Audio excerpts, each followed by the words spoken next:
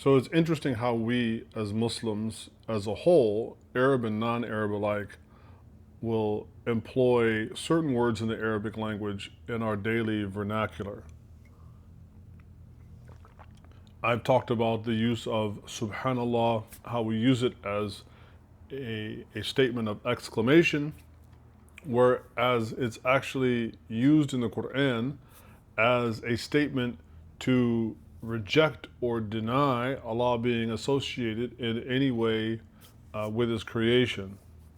And we've said that the term subhan is related to the same root and the same inflection of sibaha, which means to swim, particularly on top of the water, meaning to be above something.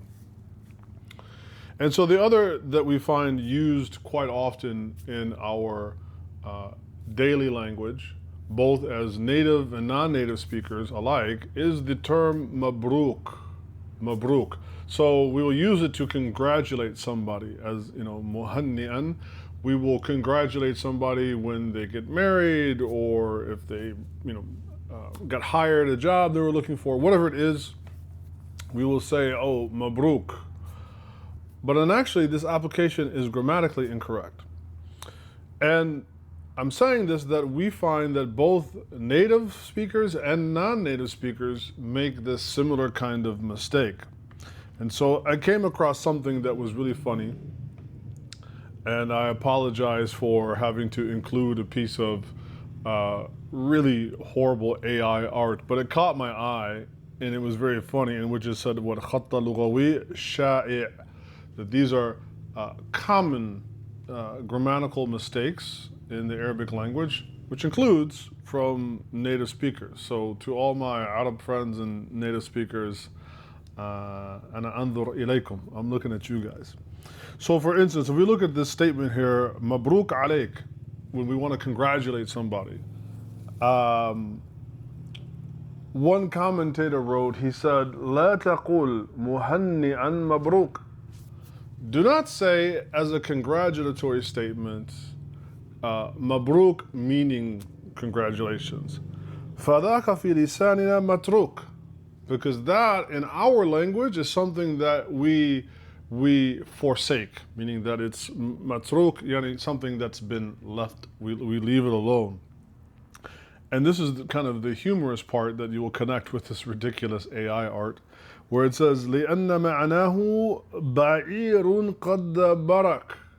So, because the meaning of it in some ways can be, you can kind of play with it to mean that a ba'ir or a camel has sat on you, like it's kneeled on you, it's crushing you.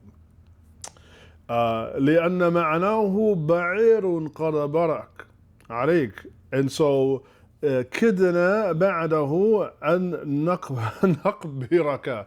It's like as if we're going to dig your grave now because this gigantic camel has sat on you and has crushed you. And so playing with some words, this is some of the meaning of Mabruk. وإنما الصحيح أن يقال مبارك. Therefore, the correct way to actually use this word that has the root of ba, ra, and kaf, that means blessings, is to say Mubarak, right? Something that is blessed. So Mubarak على الفتاة مثلا. Mubarak على الفتاة ما نال. So we would say, for instance, a young boy is blessed by how he has developed in his character. أو بارك الله له فيما وهب. Or we could say, for instance, that may Allah bless him, or he's very blessed in what God has given him, what Allah Ta'ala has given him. كلهما قد صح من القول العرب. And either of these is correct in the way that we can understand from the statements of the Arabs. So now you might say to yourself then, okay, if Mubarak is the correct term, and not Mabruk, even though it's commonly used, then what might be some actual use cases for Mabruk? So in order to understand this, we need to see that even though they share the same jadar, or they share the same root, they don't share the same tasrif, or they don't share the same morphological divergence. So, okay, they both, Mubarak and Mabruk, both use ba, ra, and kaf as the root. However, Mabruk is built upon the verb baraka. Baraka. So ba, ra, kaf, with no spaces or anything in between. So the literal meaning of baraka means to kneel.